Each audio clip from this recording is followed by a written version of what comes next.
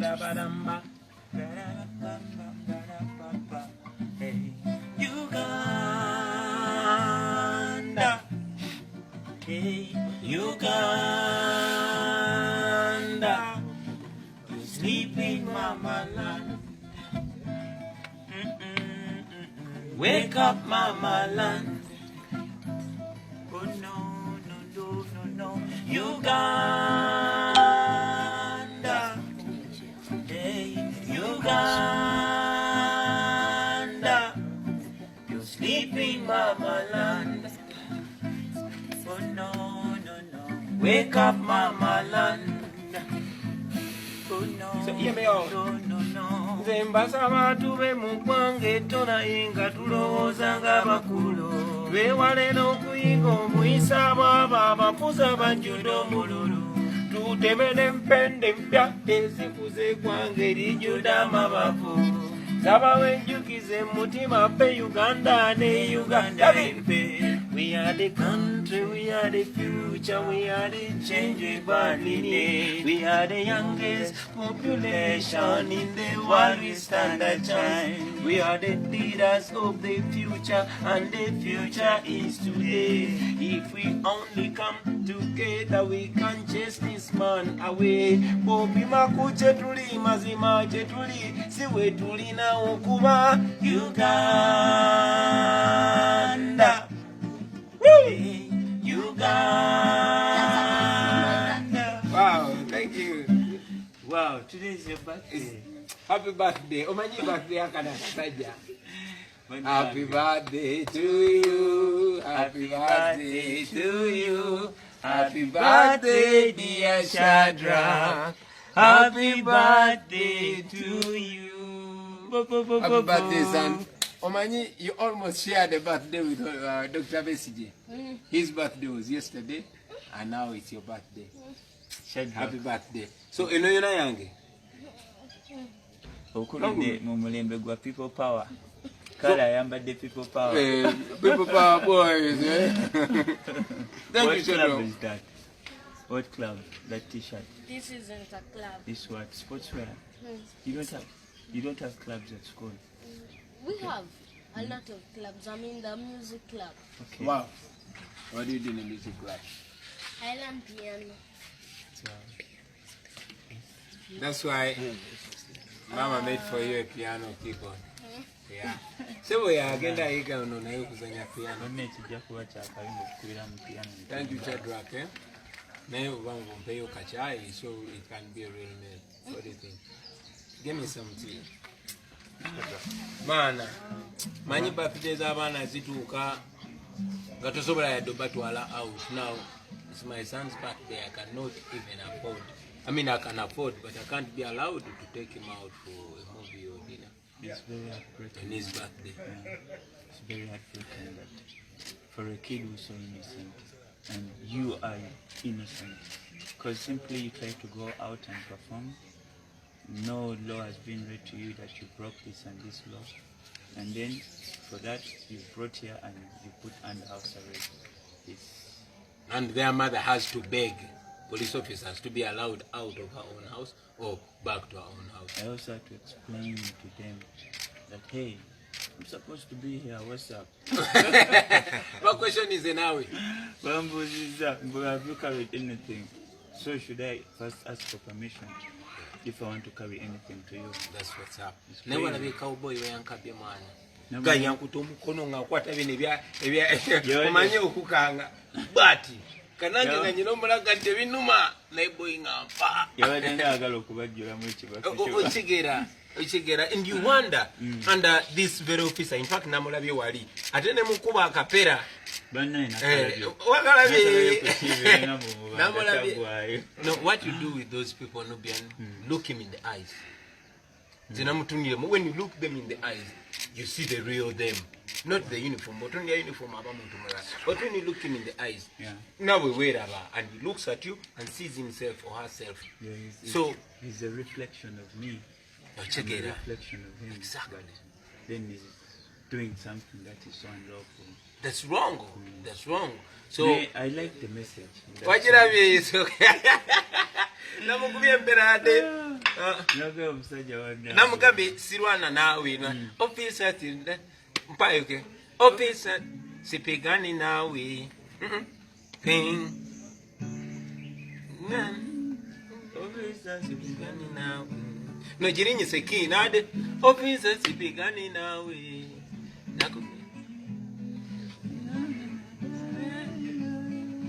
Officer sipigani nawe. Nakupigania. Sipigani nawe. Aha, kan. Jongere asida. Jikube.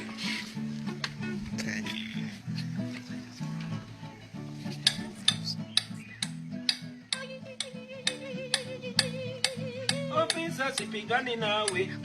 Nakupigania. Sikupe. Sipigani nawe. Sipigani nawe. Lwerusairo mtufu boy gwe munubi. Sipigani nawe. Sipigani nawe. Sipigani nawe. Nawe. Je chiri. Sipigani nawe. Nakupigania. Ya. Tukube mu Luswahili tukizemo ne mu Luganda. Basalirwade basalirwade pikiza no Lusoga. Ne wakupa musogo wayo. Soko jirete.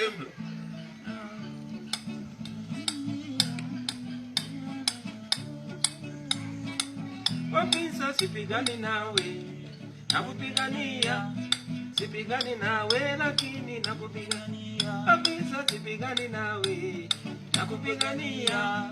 Sipigani nawe lakini kadi mu Luganda. Officer Sirwana nawe. Nwanirira kwe. Sirwana nawe munange nwanirira kwe. Officer Sirwana nawe. Nwanirira kwe. Sirwana nawe munange.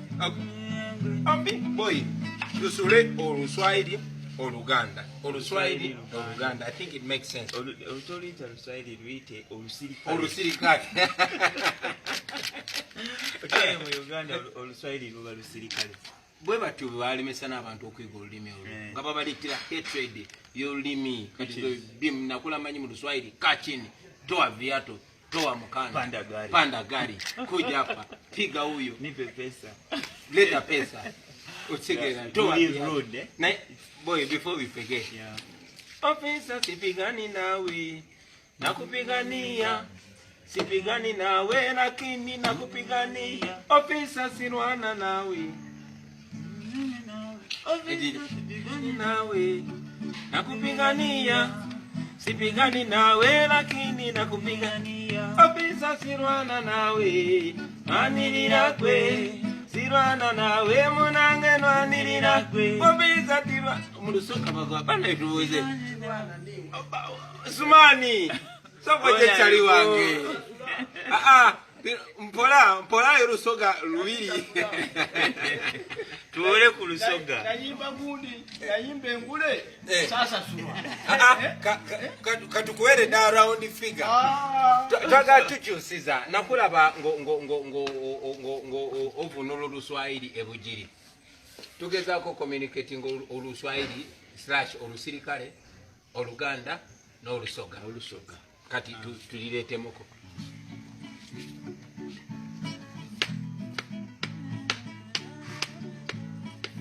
Afande sipiganira ebera afande officer. Apa oba tukole afande officer. Ebere officer wa mwala. Ne ebera afande baye baya natural. Let's try. Let's talk to so ganga. Afande bwemba mu Luswahili mukome ku afande. Afande 20 bus.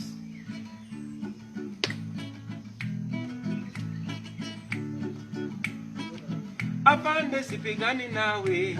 Nakupigania. Sipigani nawe lakini nakupigania. Afande Sirwana nawe. Nwanirira kwe.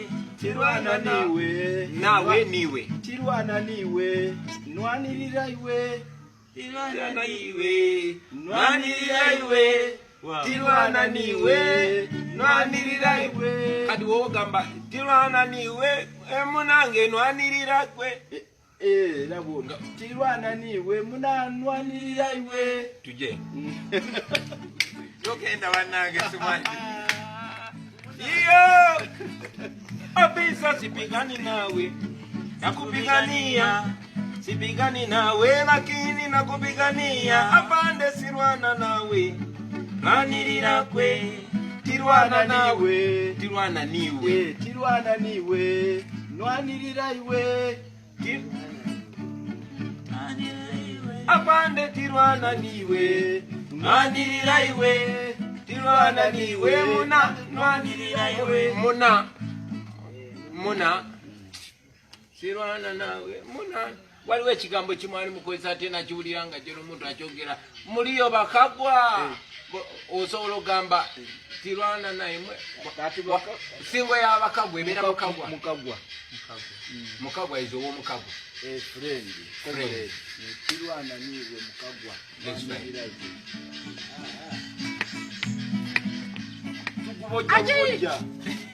apande Sirwana niwe nwandirira iwe Sirwana niwe mukagwa nwandirira mama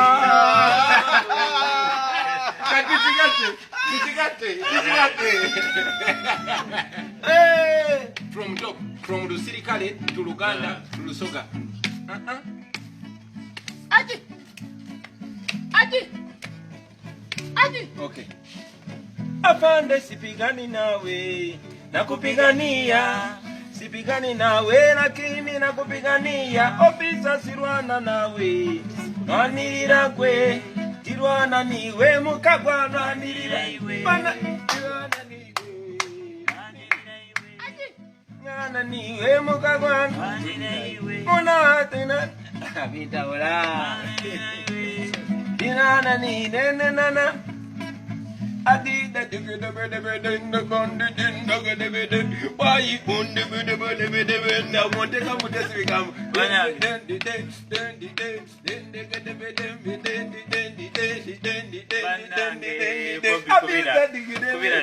Kanji kube data. Kanji kube. Dani magic we. Bana ikabe jiro ojigira. Jiro melody ojikipinga tetuva mbongo.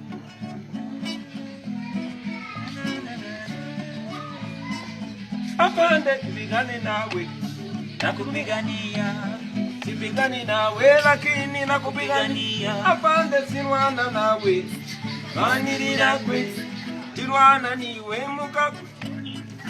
Apande sipigani nawe. Nakupigania. Magician. Kirishana ndino munubbi wano. Twanyize da lyrics sponsored by Honorable Basalirwa and Lusoga. Banangoliwa mbade nsabonsaliko. What did they Salako tewali muka abayingira babakiriza. So Dani Magic tutia. Nubya ndi naye. Ndina basalirwa. Simwe gwe bayimba ko nti ogambye otya. Yegwe Dani Magic agambye atya. Kandi tolina kyotubulira obanga oli eyo jangu obeere wano ssebo kitugambe. Alali, as a matter of fact, lwaki takopola ka mobile studio nasalako. Oh, thank you, sir. Magician. Kati chobo kola jangu ne ka mobile recorder obo sobola okujja jangu ne mobile studio kubanza sina bwenyinza kufuluma wano kyali wange. Jangu kigwere wano. Idea twandigiputinze together ne tujimala kati. Simbula linya boda chali wange birala bikusange. Nyamba baba. Megwe soko tuke birala bikusange tufune creative mode eno fena. Magic oyogeranga gwe batadde under house arrest. Magician. Kale katukulinde boy. Jangu tocha basirikale. Ulira soko Julie soko koli. Magician. Koli soko ulire vibe. Apande sipigani nawe. Nakupigania. Sipigani nawe lakini nakupigania. Apande Sirwana nawe. Manirira kwe. Sirwana na mukagwa nanirira bulo. Kati yangu wa muganda wange. Yangu wa nawe mani. Jangu tocha abasirikale bagambe kwe Dani Magic. Kale tukolinze.